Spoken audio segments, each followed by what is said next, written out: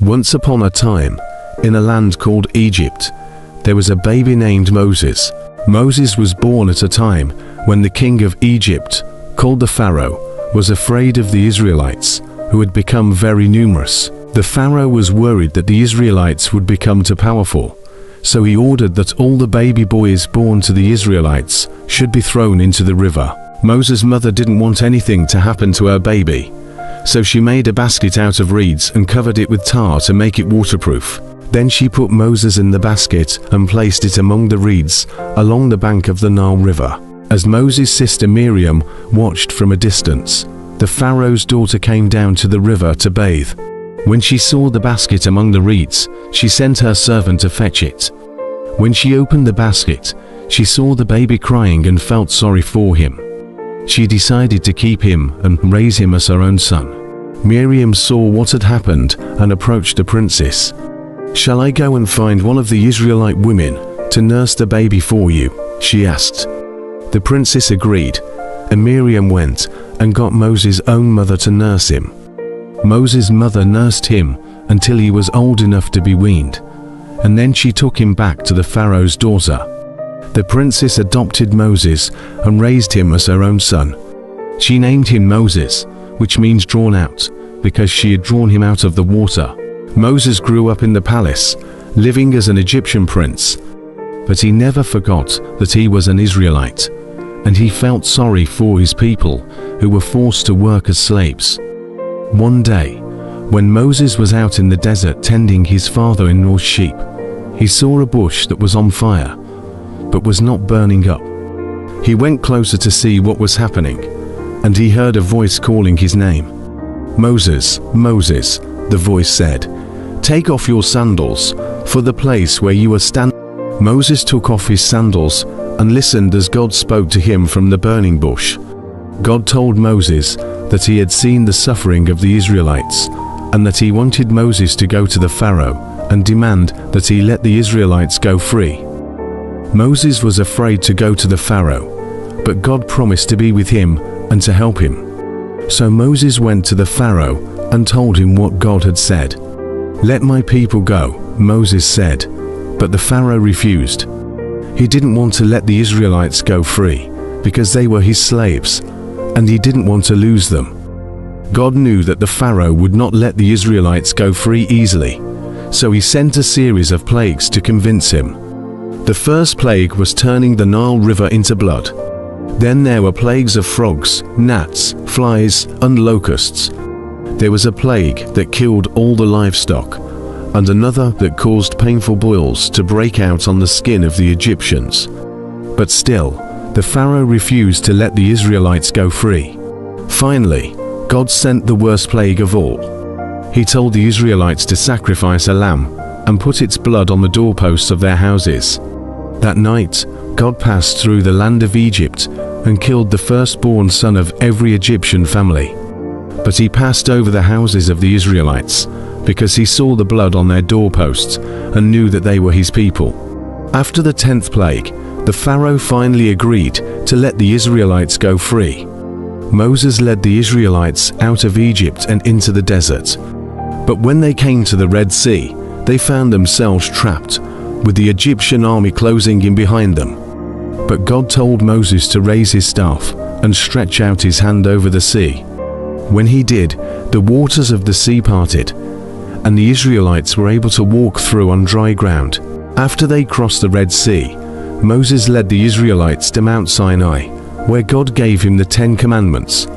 These were a set of rules that God wanted the Israelites to follow, so that they could live good and happy lives. Moses came down from the mountain and gave the 10 Commandments to the Israelites, who promised to obey them. For 40 years, Moses led the Israelites through the desert until they finally reached the land that God had promised them. But Moses himself was not allowed to enter. Before he died, Moses spoke to the Israelites and reminded them of all that God had done for them. He told them to always obey God's commandments and to teach them to their children. Then Moses died, and the Israelites mourned for him. But they remembered, in the peaceful town of Bethlehem, a child named Jesus was born. "O Mary, a simple maiden, and Joseph, a humble carpenter. This was no ordinary birth. Prophets had foretold his coming, heralding him as the Messiah, the beacon of hope and light for mankind. As whispers of this miraculous birth spread, King Herod, feeling his throne was at risk, ordered a brutal massacre of innocent children. Guided by divine dreams, Mary and Joseph fled with baby Jesus to. Even as a boy, Jesus displayed uncanny wisdom. At just 12, he debated scriptures with temple scholars, leaving them in awe. However, it was only at the age of 30 that he began his transformative public ministry. He chose 12 diverse disciples, from fishermen to tax collectors, to accompany him on a mission that would alter the course of history. The miracles he performed were astounding. He healed the sick, gave sight to the blind, turned water into wine, and even raised the dead, proving his divine power. His teachings, rooted in love, forgiveness, and faith, drew massive crowds. He spoke in parables, using simple stories to convey profound truths, making the divine relatable. But his rising influence was perceived as a threat by religious leaders and the Roman establishment. They conspired against him, manipulating one of his closest disciples, Judas, to betray him for a mere 30 silver coins. The events that followed were swift. Jesus faced false accusations, was handed over to Pontius Pilate, and against Pilate's own judgment, was sentenced to death by crucifixion. On the cross, after enduring hours of pain and ridicule, Jesus uttered the poignant words, "Father, forgive them," showcasing his boundless love and mercy. His body was taken and laid in a tomb, sealed by a large stone. 3 days later, the tomb stood empty. Jesus, resurrected, appeared to his disciples and many others over 40 days, reinstating his teachings and emphasizing the importance of faith. He then ascended to heaven, but not without leaving behind the promise of the Holy Spirit, a divine guide for all believers, which would later become the bedrock of Christianity. Once upon a time, in a land where people were not very nice to each other, there lived a man named Noah. Noah was a good man who loved God, and God loved him too. But the people around Noah did bad things and didn't listen to what God wanted them to do. One day, God spoke to Noah.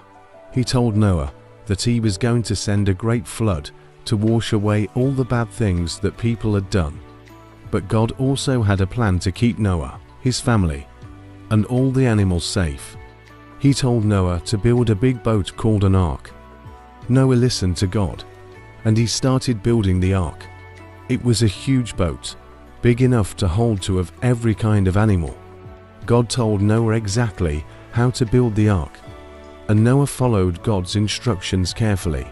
It took a long time to build the ark, but Noah worked hard, gathering wood and building the ark, while his family helped him. People laughed at Noah and thought he was crazy for building such a big boat on dry land. But Noah didn't care. He trusted God, and he knew that God would keep his promise to keep them safe.